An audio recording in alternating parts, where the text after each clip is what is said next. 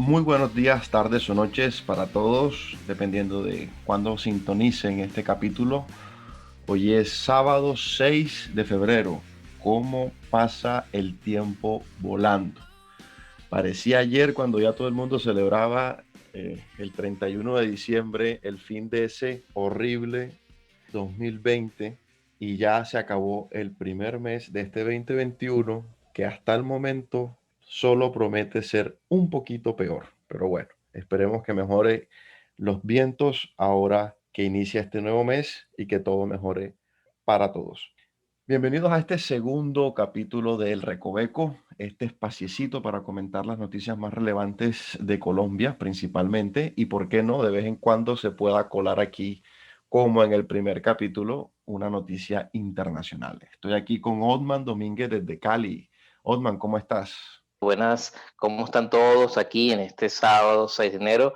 De verdad, para mí, como siempre, es un honor compartir un rato aquí, pasando, haciendo un paneo de todas las noticias que, bueno, han conmocionado esta semana aquí al territorio colombiano. Entonces, bueno, vamos a ver qué nos trae el señor Carlos. Sí, la verdad es que al día siguiente de haber lanzado el primer capítulo y que llamara el presidente a poner mi queja formalmente, anuncia la primera noticia que la que vamos a abordar ahora, y es que él estaba en Coveñas, Sucre, departamento de Sucre, y Ujú. con su ministro de Salud y Protección Social, Fernando Ruiz Gómez, y anunció que a partir del 20 de febrero se estaría iniciando el plan de vacunación. En palabras del propio ministro, dice, hemos logrado comprar 20 millones de dosis para 10 millones de colombianos por COVAX, que es el mecanismo que siempre han hablado y que, bueno, se pactó incluso en plena cuarentena general. Y por mecanismos bilaterales, 41 millones y medio de dosis para 25 millones 250 mil personas. De esta manera alcanzamos las 61 millones de dosis para 35 millones de personas. Son cifras que yo supongo, por no decir seguro, ¿no? Porque ya parece que se concretaron los acuerdos, nacen de esos contratos, ¿no? Que ya están pactados, como que ya por fin esa etapa, después del supuesto revuelo, que el equipo negociador de Colombia no sabía inglés, una de las fake news más. Yo pienso que eso reflejó mucho que la política en Colombia es criticar por criticar. Yo sé que este Ujú, gobierno no es reconocido por ser muy competente, pero ujú. mandar a un equipo negociador sin que sepa el idioma del mundo me parece ya rayar, no con la incompetencia, sino con una estupidez generalizada, ¿no? Algo ya patológico. La persona es estúpida patológicamente hablando. Me parece ahí un poco exagerado. Después Pfizer salió a desmentir que eso no era así, Ujú. que realmente no hubo retrasos algunos y que no fue por ese motivo si existió algún retraso, ¿no? ¿Qué opinas tú? ¿Será que sí? ¿Será que no? ¿Qué piensas, viejo Otman, de esta campaña que inicia supuestamente el 20 de febrero? Bueno, mira, yo hago la analogía, ¿no? De lo que pasó hace prácticamente un año con respecto a lo que iba a ser, por ejemplo, programas como el ingreso solidario, como los programas estatales de repartición de mercados, de presión de comidas a nivel solidario, ¿no? Donde, y lo voy a hablar específicamente aquí, en el municipio de Cali, ¿no? Donde yo tuve la oportunidad de trabajar con varias organizaciones internacionales y con algunas ONG de aquí del territorio colombiano, ¿no? Y me llama mucho la atención que si una ciudad que pudiera tener más o menos como 3 millones de habitantes, que es la ciudad de Cali, nada más el centro, pues de lo que es la regionalización de Cali, en teoría, ese era el número que se estaba diciendo, se iba a entregar a 1 millón de personas, 1 millón, o sea, vamos a hablar que para un gobierno cualquiera podría ser una situación manejable, nunca fueron realmente entregados la cantidad de mercados a esta cantidad de personas. O sea, hay lo que se llama cuello de botellas, hay un proceso de asignación de recursos totalmente ineficiente, hay clientelismo político, hay un conjunto de cosas y por eso estoy hablando de un caso regional que pudieran decirle que es culpa del Estado, de específicamente al departamento y en especial al alcalde. pero es que eso es algo connatural al Estado. O sea, están hablando de 61.5 millones de dosis para 35 millones de personas aproximadamente. ¿Cuál va a ser el mecanismo de asignación de estas dosis? Ah, Nunca en toda la declaración está escrito eso.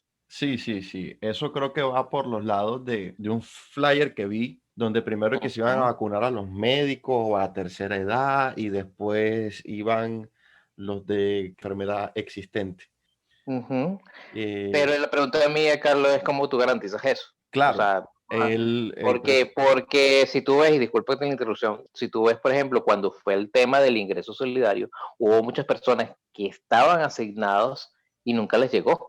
así es. No, sí, Y sí. estamos hablando de una transacción electrónica, o sea, no Algo estoy muy hablando básico, ¿no? Algo muy de elemental, algo muy fácil de manejar. sí, Dos muy clics, fácil. 2 clics. 2 clics ya, vamos a hacerlo así. Porque simplemente eso es asignar por número de cédula y empezar a hacer todo el vaciado de la data. Así Si no es. pudieron hacer eso, No, dime imagínate. tú cómo van a hacer con unas dosis que son fácilmente llevadas al mercado negro. Mm, Entonces, ¿cómo nosotros garantizamos o cómo el gobierno nacional nos va a garantizar ese proceso? Yo tengo en esta noticia más preguntas que aseveraciones, ¿no? no, sí, claro. Porque realmente me trae demasiado, vamos a decir, suspicacia, ¿no? Y eso que no estoy hablando porque yo no soy médico, yo no soy inmunólogo, porque ellos hablan aquí que esta vacuna han mostrado eficacia, ¿no? Pero ¿bajo qué? O sea, ¿quién garantiza la eficacia? Porque ha habido un conjunto de médicos a nivel internacional que han sido muy, pero cuestionadores de esto. Entonces, claro, cuando yo leo el documento, me dicen todas superan el estándar mínimo requerido por la OMS. O Mm, sea, la misma entidad que en un momento determinado dijo que nosotros tenemos que tener con una cuarentena total para después, casi al final del año pasado, decir que no era necesaria esa cuarentena. mm. Entonces, a mí que me garantiza que ese estándar mínimo es el correcto por Así una es. organización que ha mostrado una incoherencia total. Sí, no hay que ser científico, ¿no? No hay que ser científico para tener dudas sobre un proceso que ha sido muy deprisa, muy acelerado, no han habido los contrastes que la propia ciencia exige. Sí, hay testeos, hay muchas aproximaciones a cómo se comporta y ese tipo de cosas, pero entendamos que una vacuna en 6 meses, 9 meses, que es más o menos el tiempo de desarrollo que han tenido, pues deja muchas preguntas, muchos interrogantes, sobre todo con los efectos secundarios a mediano y largo plazo. Eh, Correcto.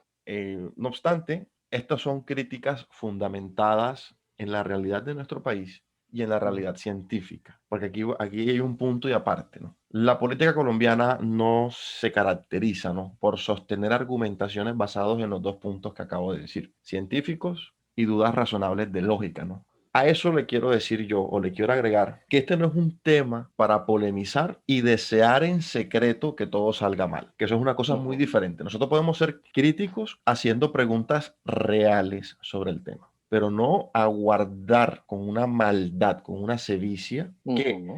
el presidente anuncie una fecha y estemos nosotros atacándolo por cualquier cosa y deseando de que no sea el 20 sino el 21 para enseguida salir a decir en Twitter que ya lleva un día de retraso y eso significa no sé cuántos muertos que se hubiesen podido evitar. No, no, Sí. no.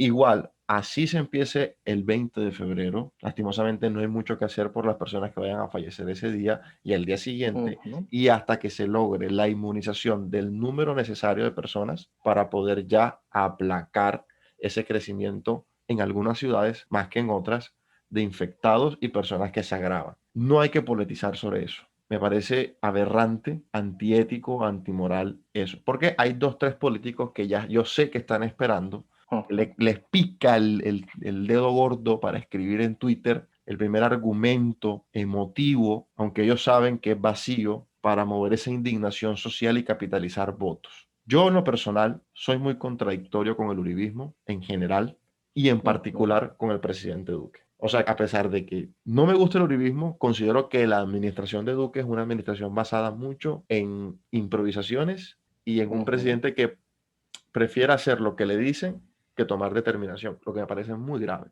Al margen de esas discrepancias irreconciliables a este punto, yo deseo que todo el plan que esté detrás le salga a pedir de boca.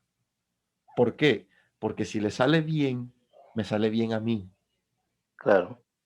Eso es elemental. Así como uno puede dudar si la eficacia de la vacuna es a la par que cualquier otra, o que si realmente la eficacia solo es para unos meses, como creo que vi ahí en la entrevista de Patarroyo, y este tipo de cosas, uno también tiene que ser lógico con que si yo le deseo el mal al presidente por ser el presidente de un cierto partido político y le va mal en su ejecución, Ujú.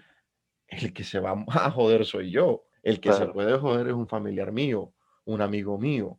Y me disculparán la palabra joder, pero es que es la realidad. Porque como el COVID te Ujú, coja bien, hasta ahí llegaste ujú. y te mata en días.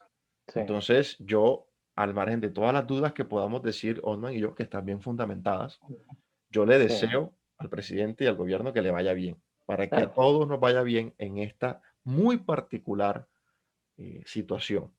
De aquí no se puede hablar de qué seríamos nosotros si el libertarismo fuera gobierno y o si el petrismo fuese gobierno. No, el gobierno es ahora de Duque. Duque ya trazó un plan, no podemos hacer más, desearle que le vaya bien Ujú, para que a nosotros nos vaya bien y ya después sí hacer ese recorderis de qué se pudo haber sido mejor o qué no pudo haber sido mejor para perfeccionar, ¿no?, el ejercicio del poder. No sé si tengas algo con qué cerrar esta noticia, porque realmente no quiero, como quien ujú. dice, polemizar más esto, ni meterle más fuego.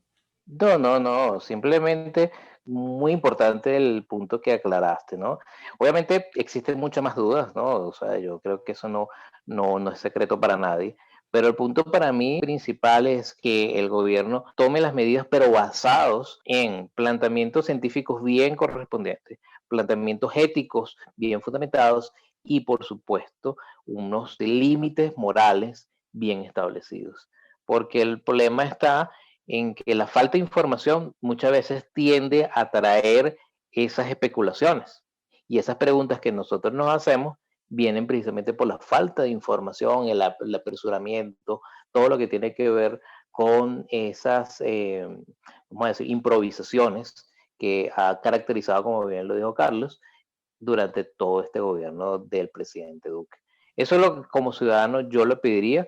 Obviamente podríamos hablar muchas más cosas, pero yo creo que ese es el trasfondo del mensaje que queremos, y yo sé que Carlos comparte este punto, establecer claridad y transparencia en todos estos procesos, porque primero es dinero de nosotros que están invertidos ahí, y segundo son poblaciones humanas que son vulnerables y que podrían ser afectadas de manera muy grave si lo que el gobierno dice es falso.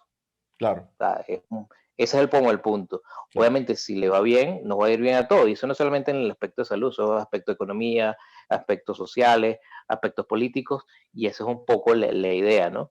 Que tenemos que plantear y concuerdo con Carlos ese punto. Pues. Así es. Bueno, pasamos de esa escabrosa noticia. Y es que ya los veré, que ya yo me los tengo en la cabeza. Que como se retrase un día, ay Dios, ese Sí, Twitter va a claro. arder, va a arder. Y no es el momento, no es la forma, ni tampoco la situación para ello. Con esta sí, con la que viene. Con esta sí, que lastimosamente en el primer capítulo no pudimos anexarlo porque ya nos había quedado muy extenso la grabación y bueno, nos cogió casi la medianoche y en fin. La Registraduría Nacional del Estado Civil suspendió este domingo el trámite de revocatorias de Quintero, Claudia López, bueno, todo el cúmulo, ¿no? Ujú, La indignación nacional no se vio. Los que ujú. se rasgan las vestiduras en pro de ser demócratas extremos, demócratas radicales, se quedaron callados ante esto. Sí. El argumento por el cual la registraduría dice que era necesario la suspensión es que el Ministerio de Salud tiene que autorizar esa recolección con unos protocolos de bioseguridad establecidos por ellos mismos. Lo primero que se me viene a la cabeza es, ¿no servirán muchísimo mejor los protocolos de bioseguridad aplicados en las miles de manifestaciones que existieron el año pasado, en pleno toque de queda, en pleno pico y cédula, y que para una recolección de firmas que se pueda hacer casa a casa con dos personas en espacio abierto, con gel, tapabocas? usando solo un lapicero que puede ser desinfectado previo y después de haber hecho la firma. ¿No funcionarán esas mismas medidas? Digo yo acá, ante algo que es menos expuesto y que tiene mucho mayor control, que es la recolección de firmas. ¿Qué opinas de eso, viejo Horna? A mí me llama mucho la atención, ¿no? Que aquí hay como un juego de poderes, ¿no? Porque obviamente la registraduría solicita y obviamente anula este procedimiento, ¿no? Mientras pareciera que el Ministerio de Salud y Protección Social pareciera que le siguiera el juego a la registraduría, ¿no? Me causó mucho la atención porque, bueno, especialmente lo que vivimos aquí en Cali, pero, bueno, me ha tocado en toda esta pandemia visitar varias ciudades, muchos procedimientos políticos de marchas, como ya Carlos lo dijo, pero también procedimientos normales que están aceptados, por ejemplo, a las entidades financieras, a los bancos, por ejemplo. O sea, nosotros vemos más aglomeración de personas dentro de una entidad financiera que lo que pudiera ser la recolección de firmas. Totalmente Y de acuerdo. y el gobierno nacional acepta esa situación con los bancos, En pero el, no trans- acepta en el no transporte acepta ese, público. a eso iba. O sea, tenemos, mira, hay muchas instancias que son áreas públicas como transporte público, centros comerciales, parques, hospitales y muchos otros bienes privados y públicos, por llamarlos de alguna manera, que el gobierno nacional ha permitido de manera total. Entonces, dígame qué problema va a tener que si, por ejemplo, ¿no? Se va a hacer una recolección de firmas por barrio, vamos a llamarlo así, por comuna o por, bueno, la distribución geográfica que ellos decidan, por cuadrante, si quieren más, hacerlo más sencillo. O un punto estratégico donde haya, obviamente, unas medidas de bioseguridad, como les explicó Carlos. No, o sea, yo veo una simetría totalmente, oye, descarada, totalmente mira, fuera de lugar, que lo que me demuestra es que evidentemente hay una parcialidad política entonces, en toda esa decisión.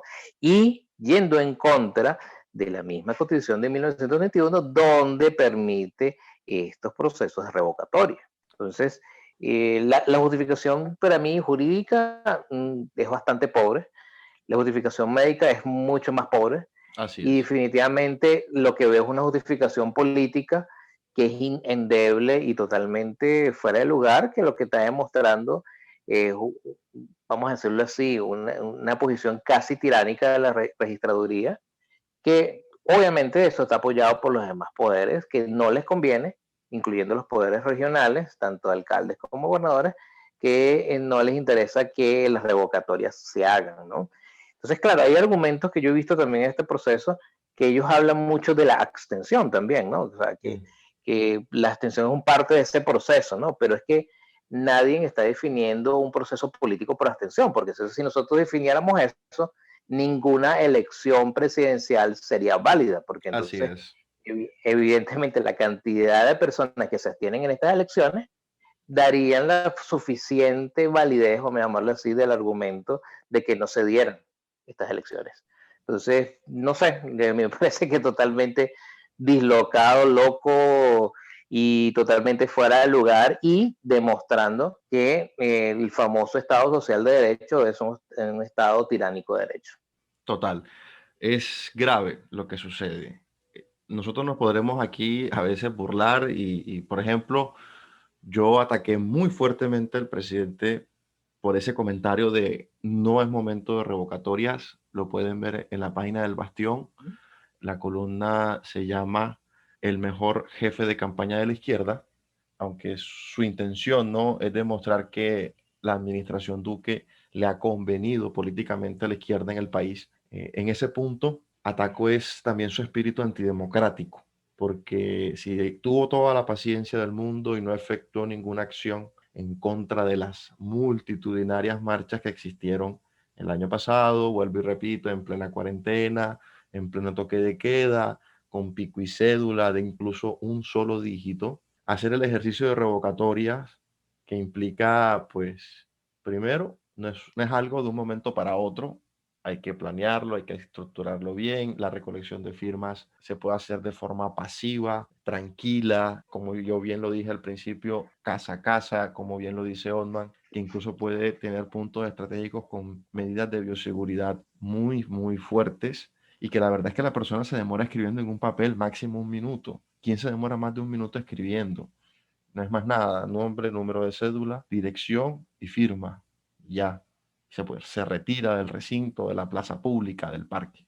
No veo ninguna contradicción. Yo lo que veo aquí es un atentado directo hacia los derechos de estos ciudadanos en ejercer las revocatorias de mandato bien justificadas, todas o la gran mayoría, empezando por Bogotá y Medellín, en donde sí han sentido el precio de ese populismo, ese mal que azota a este país desde prácticamente siempre y que, como bien lo dejó claro el titular de la W Radio con Claudia López, que hicieron bombos y platillos que iban a entregar, creo que eran 100.000 tablets, y al final del año anterior no entregaron ni media, pero ahí estaba la foto de Claudia López con la tablet, con una niña que seguramente recibió fue un modelo previo o algo así, y al final del ejercicio nada de nada. Y con Quintero Calle, pues bueno, que si va a bajarle a los recibos públicos, que si, mejor dicho, un poco de subsidios que tampoco dio y todo el desastre de su improvisación frente a los toques de queda, ¿no? Entonces, para cerrar esta noticia, oiga, ¿qué noticias las de esta semana, no? Qué noticias no dan para más? Es horrible, de verdad Total. tener que comentar estas noticias porque se supone que en un momento así lo que nos debería de alegrar nos causa indignación y molestia, apalancado por unos seres con referente a la primera noticia, los propios defensores de la democracia o los que siempre salen con las banderitas atacándola, destruyéndola y, como bien lo repetí en el primer capítulo, lo principal que aporta la democracia a la sociedad es una transición pacífica del poder, atípica o típica.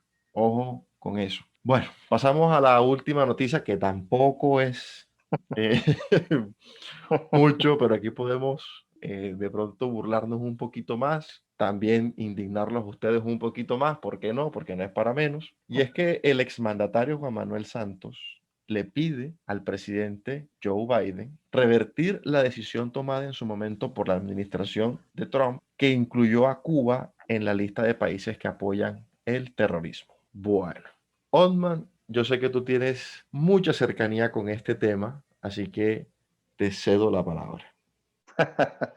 Bueno, gracias. Sí, no, es un tema que yo durante años lo he estudiado y he profundizado, tanto así que cuando tuvimos la oportunidad de sacar, y bueno, hago otra vez la propaganda en nuestro libro Izquierdas y Máscaras, tuve la oportunidad de abrir el libro con un análisis sobre el Foro de Sao Paulo y toda la injerencia cubana en Venezuela y en Latinoamérica. Pues evidentemente no fue ni el Grupo de Puebla, no fue el Foro de Sao Paulo, que son ahorita estructuras que están languideciendo políticamente, pero se están siempre revolucionando poniendo otros nombres, ¿no? O sea, son muy cambiantes estas estructuras, ¿no? Entonces, ¿qué fue lo que pasó? Pues, pues un poquito. Disculpa, son la nueva cepa, la brasilera. Sí, exactamente.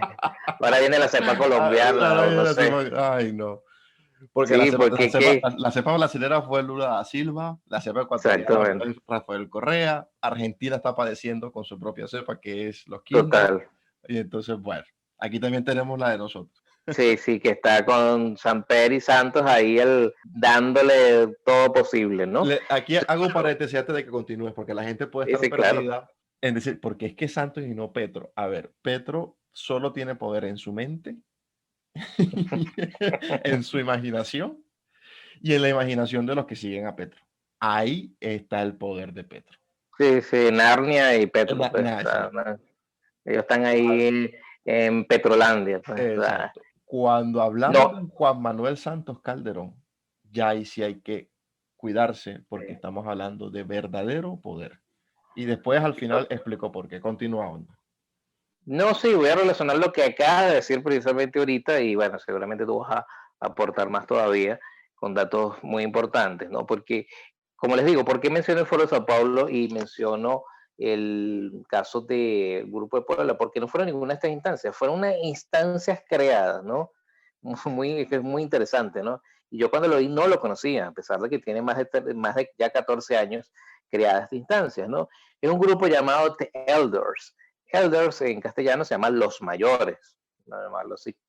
Que es un grupo de líderes mundiales independientes que se reúnen para, bueno, establecer estrategias y como una especie de consultoría multinacional, ¿no? Lo interesante es que, bueno, esto fue creado en el 2007 por el Premio Nobel de Paz Nelson Mandela. Casi todos los que están son miembros Nobel de Paz. Y obviamente está bajo auspicio, por supuesto, de grupos globalistas y de toda esta gama que está alrededor de las Naciones Unidas, ¿no? Entonces, lo interesante de este grupo, que es lo que me llamó mucho la atención, es que dentro de su lista, obviamente pareciera que fuera gente completamente, vamos a decirlo así, neutrales a los procesos, y no, para nada. Sabemos que Santos fue una persona que fue fundamental, una pieza del Estado cubano en todo el proceso de normalización de la incorporación de la guerrilla en el estamento político colombiano, que siempre ha estado. Lo que pasa es que, digamos que era la amplitud de ese proceso, ¿no? Entonces, claro, la decisión de Trump, que fue muy casi que yéndose, implica muchas cosas, porque evidentemente el proceso de paz, recordemos que fue con el grupo de las FARC y grupos independientes. Entonces, recordemos que aquí en Colombia, y lo saben, bueno, más ustedes que yo, que soy extranjero, obviamente está por las FARC y está también grupos del Ejército de la Liberación Nacional. ¿Cuál era la próxima etapa dentro de todo este proceso de paz, entre comillas, paz? Es incorporar dentro de ese proceso a las EDLN. Al ser incorporado por la decisión de Trump, ¿qué es lo que pasa? Que ahora, a ser propicio o propulsor del terrorismo, los líderes del ELN pueden ser extraditados a Estados Unidos. Usted Entonces, acaba de dar al punto. Ese es el latico. Ajá, dale, continúa. bueno, estamos en sintonía. Así es. Entonces, ahí, cuando, bueno, estamos construyendo ese programa, yo empiezo a indagar sobre la noticia que me dice Carlos, que vamos a ver esto. Entonces, y empiezo yo a indagar y le confirmé, vamos a hablar de esta noticia, porque ese es el verdadero tema aquí. O sea, hay un proceso que de extradición, o intención de extradición a los miembros del ELN, que obviamente son parte importante, aunque no lo quieran admitir, pero nosotros lo hemos demostrado, que son parte importante tanto a nivel financiero como ideológico, como estructural, de la izquierda colombiana.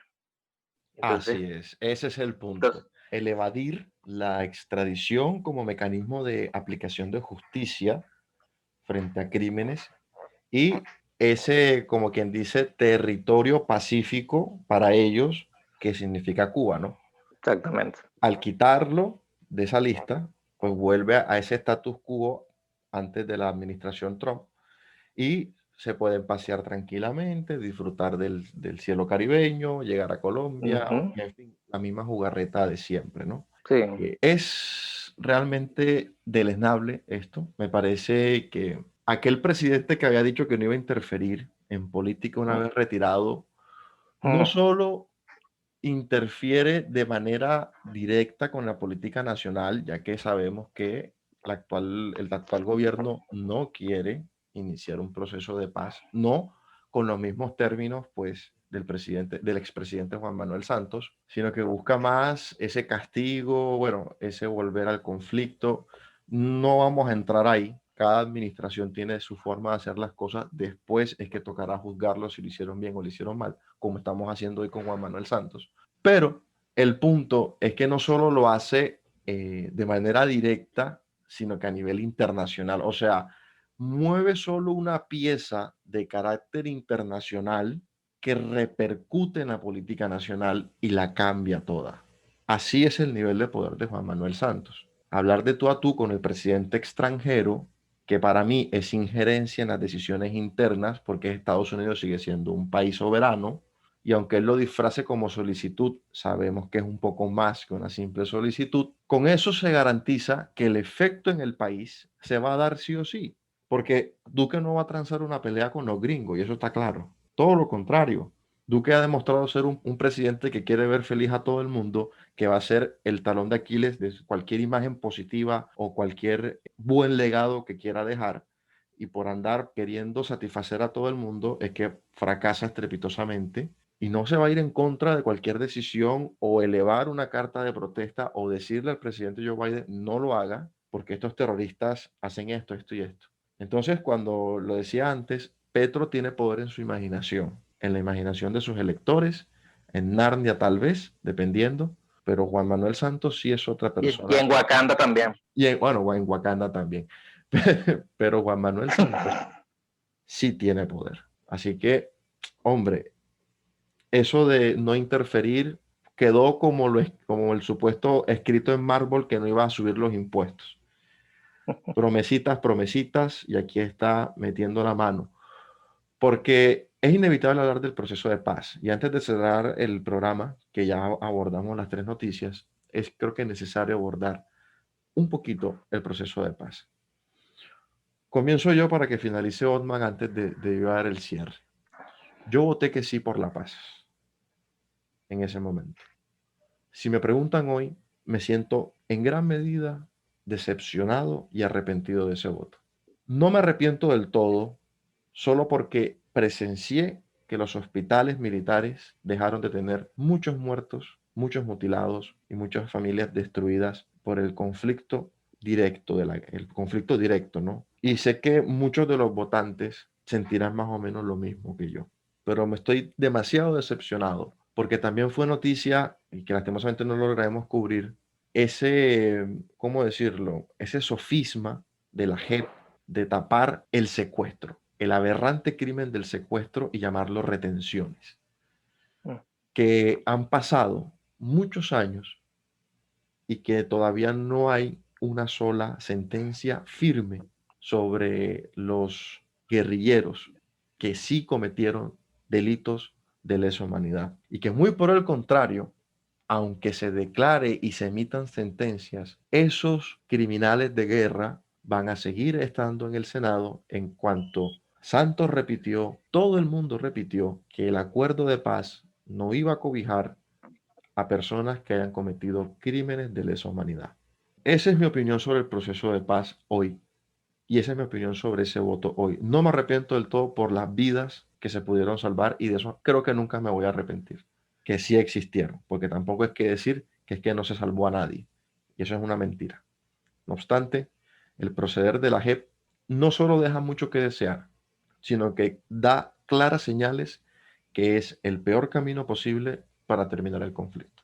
Con eso termino yo mi reflexión. No sé si quieras tú acompañarla, viejo Otman.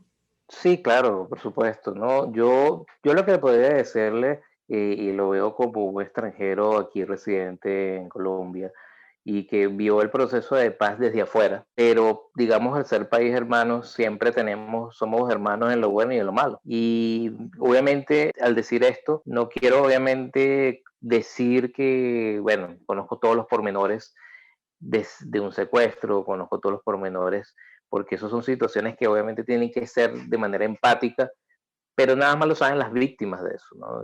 Y yo creo que el pueblo colombiano, en términos generales, es un pueblo que pide paz.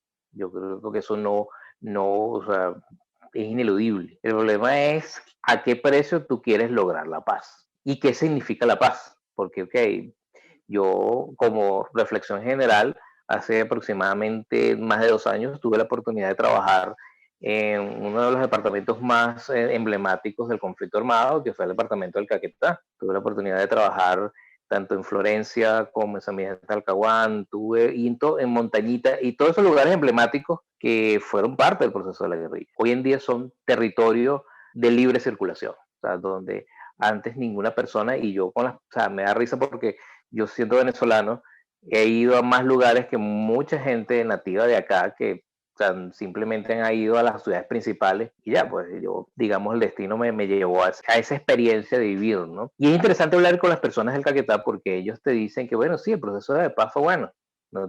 Entre comillas, ¿no? Ellos me dicen. Pero el proceso que más digamos, le trajo satisfacciones, y con esto no estoy haciendo apología a ningún partido, pero fue en el proceso de lo que fue la seguridad democrática de Uribe. O sea, yo hice un paneo entre muchas de las personas que estaban allá y de manera pública o o digamos privada me lo decían, porque debe ir de la mano, ¿no? Obviamente hay muchas críticas a ese proceso, no, por eso no estoy haciendo apología, transmito lo que me hicieron llegar.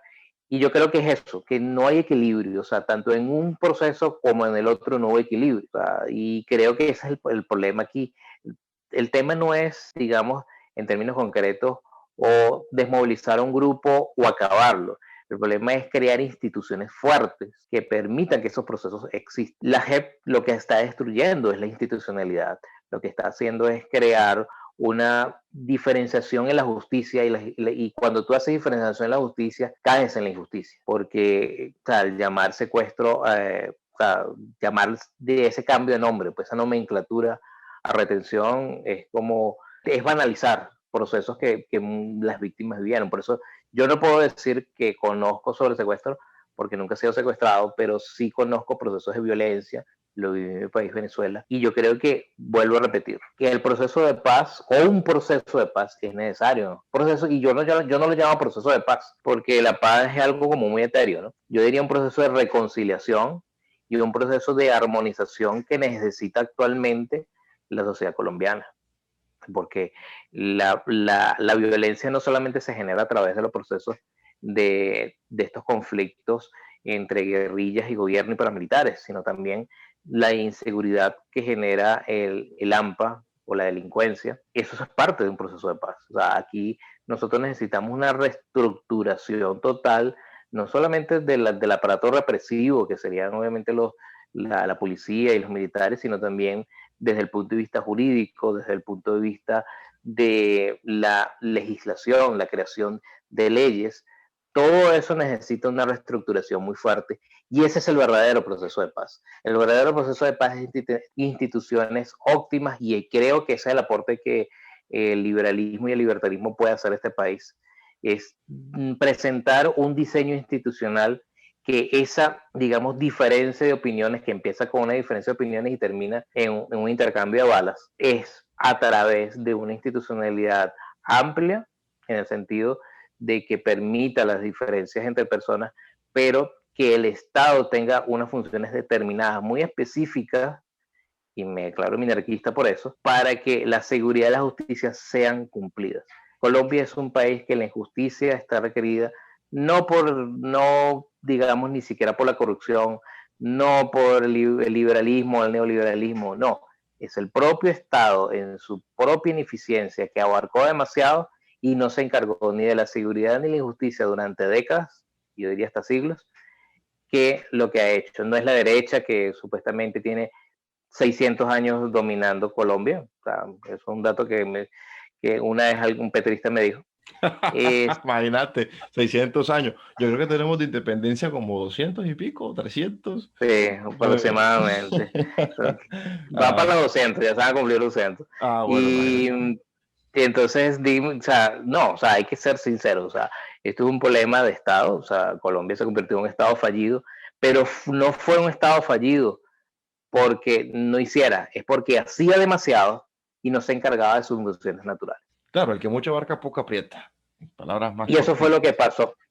Y eso fue lo que pasó aquí en Colombia y ese es el aporte que, digamos, la reflexión que yo le doy. Lastimosamente, el proceso de Juan Manuel Santos, un proceso viciado por completamente y la demostración lo estamos viendo día a día, cada vez más. Así es, lamentable. Bueno, una semana con pocas noticias de verdad que se pudieran de pronto utilizar a manera de broma o a manera de risa. No todas las veces se va a poder, creo que esta es la primera en el programa, pero aunque no de pronto le arranquemos una sonrisa, creo que los mensajes que aquí se dijeron son mucho más importantes, ¿no? Sobre todo en esta coyuntura que vivimos. Agradezco, como siempre, la compañía de Otman en este espacito, en este recoveco para charlar y amenizar los temas. A todos nuestros oyentes también, muchas gracias por soportarnos en nuestras no cortas tertulias, casi una hora hablando. Y nos veremos el próximo, bueno, yo digo nos veremos como si esto fuera un, una televisión. un programa de video. Bueno, nos encontraremos nuevamente el próximo sábado. Esperemos con una noticia así estilo Colombia para ver si jalamos risa y amenizamos también el fin de semana de nuestros oyentes. Recuerden que les habló Carlos Mario Noriega Muñoz, director del medio especializado El Bastión. Este ha sido El Recoveco. Muchas gracias nuevamente y hasta la próxima. Ah, bueno, se me olvidaba. Oldman, porfa, despídete de los oyentes. No, es que estas noticias me dejaron. ¿Para qué te voy a decir mentira? Como decía el programa Chespirito, ¿para qué te digo que no? Sí, sí. Oldman, porfa. Exacto, no, tranquilo, Carlos. Yo sé que estos son noticias muy impactantes y que no nos da mucho optimismo, aunque bueno, yo soy optimista racional, yo creo que de esto se puede aprender al menos qué es lo que no se debe hacer, pero tranquilo, o sea, yo creo que aquí sí, al menos tendremos oportunidades de comentarlas, que es lo importante. Como siempre, bueno, lo que yo siempre digo, cada vez que tengo la oportunidad de compartir contigo y con el público oyente en este caso, es que muy agradecido siempre de apoyarnos en este pequeño espacio llamado El Recoveco, que bueno, es simplemente un momento de charla entre dos personas que quieren compartir sus visiones sobre las noticias nacionales e internacionales, también podemos llamarlas. Y agradecido, de verdad, contigo, Carlos, con todo el equipo que está detrás del Bastión, porque tenemos que recordarlos, y a todos los que nos estén escuchando, sigamos teniendo y buscando el criterio para saber lo que es la verdad y lo que es la mentira, y yo creo que ese es el deber moral. Se despide Otman Domínguez, del director adjunto del Bastión, y bueno, fue un placer haber estado con ustedes. Chao, chao.